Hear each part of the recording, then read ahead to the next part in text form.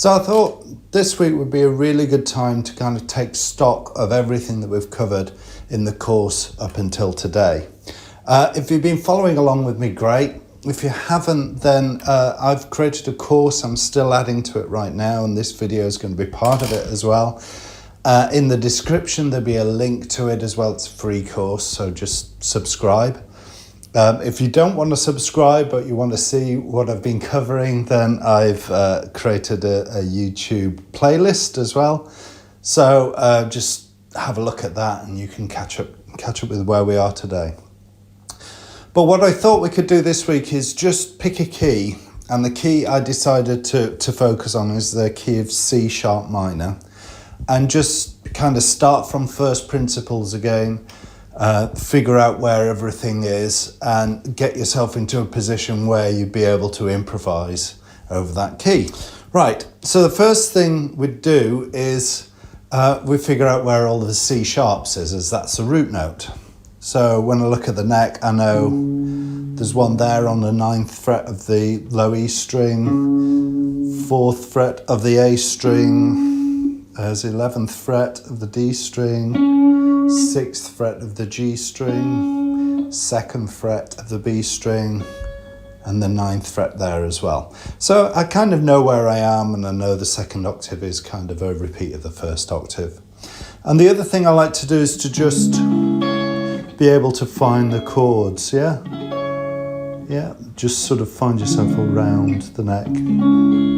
Find where all the C sharp minor chords are as well, just so you've got a kind of a mental map of where the root chord is on the neck. And the next thing to do is to put the pentatonic on there. Visualize where the pentatonic lives, where the 5 positions of the pentatonic will sit going up and down the neck. That's what I like to do.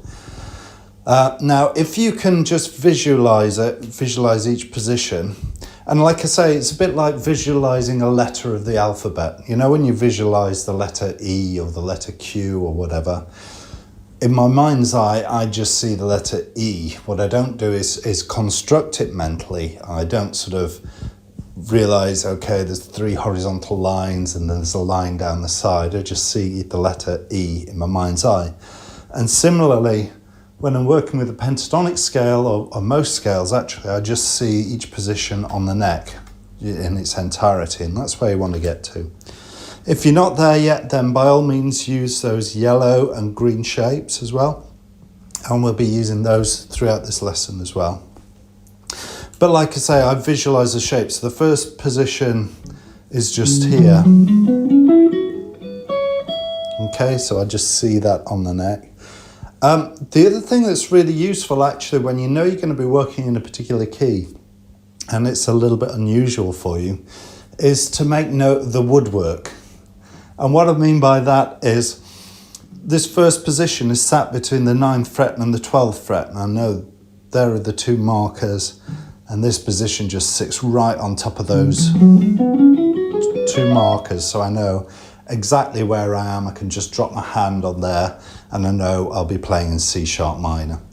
And I like to do this with all the positions, you know, particularly the position with the A minor bar chord is the other one I like to do as well, just to be able to just drop my hand there and know I play that position there. And you can see I've got good coverage of the neck straight away. And there I just visualize where the 5th fret sits in relation to that position. So as well as these positions, I'd look inside them. And if you remember, there's the green and the yellow shapes. Like I say, you don't necessarily need to use these to construct these positions, but they're useful reference points. I'm going to keep using these shapes in future lessons as well. So it's worth being able to find them in each of these positions. So in your mind's eye, can you picture that first position? Can you picture, okay, there's a green shape, then it's yellow, and then it's green. What about the next position now? Can you visualize that? Can you visualize a shape in its entirety? And then can you visualize, okay, it's 2 notes from the 2 strings from the 3-string yellow shape, then the green, then the other 2 strings.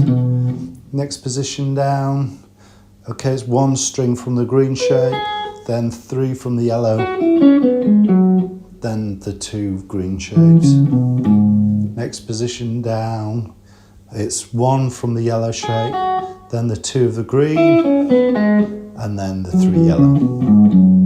Can you construct those in your head and can you visualize them on the neck? And once I've done that, I kind of know, I know where I am, I know my root chords, I know where my pentatonic is.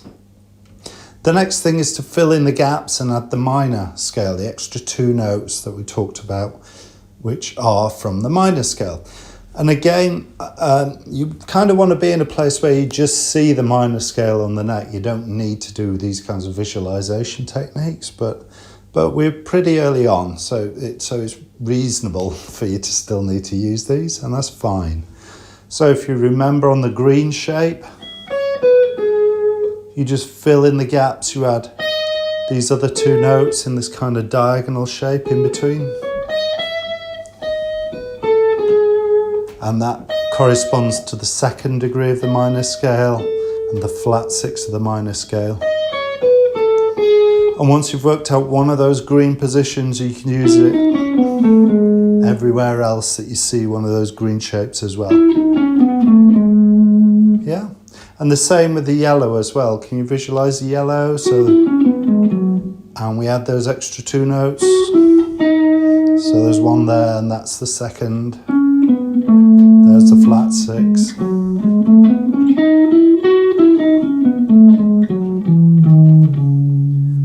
And once you've got that in your mind, can you visualize all the other positions?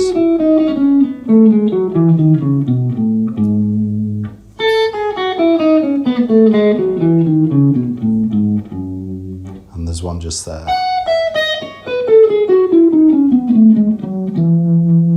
Yeah. And so, okay, we've got our full minor scale worked out on the neck now. Okay, so do you remember how to use those 2 notes? So if you remember, we've added the 2nd degree and we've added the flat 6. And the 2nd degree, it's got a nice sound over that root chord. It creates a 9th sound. So it's actually, it's a nice sound to put on the root chord. The other thing it does is it gives you a kind of a target tone for if you're playing over chord 5, which would be G sharp minor here. Hear how that works?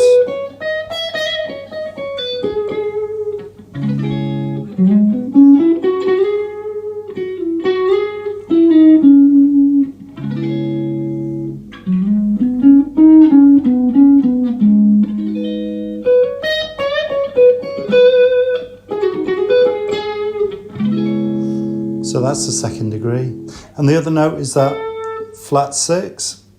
And if you remember, this has kind of got a dissonant quality over that root chord. And like I say, it doesn't mean you can't use it, but it has that bit of an edge to it and kind of wants to resolve down. A much more common way of using this is to use it over chord 4.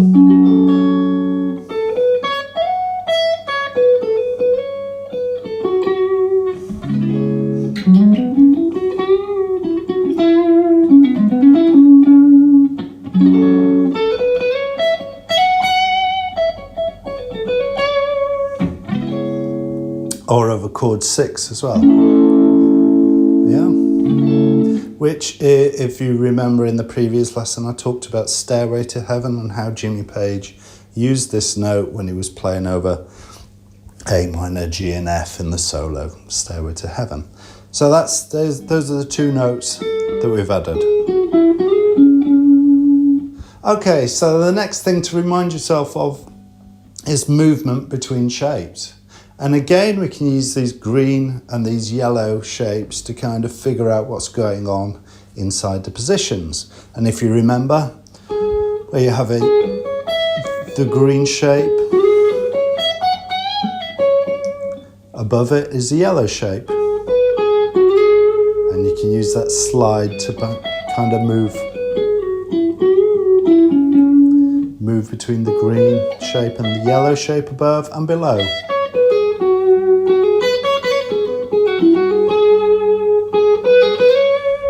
Okay, and you can use these enhanced patterns from the minor scale.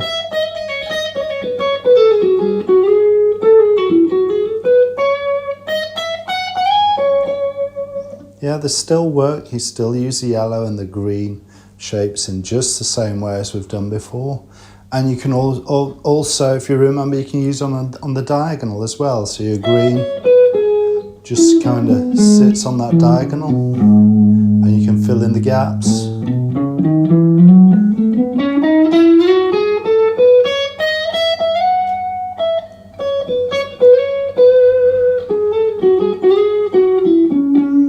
And the yellow shape sits on the diagonal.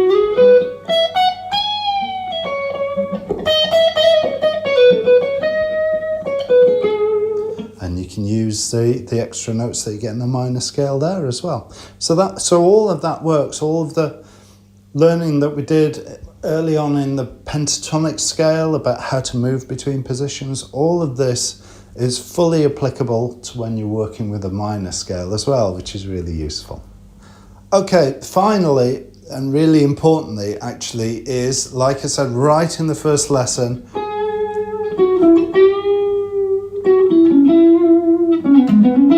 add your own voice. Use bends. Use slides to make those position changes work.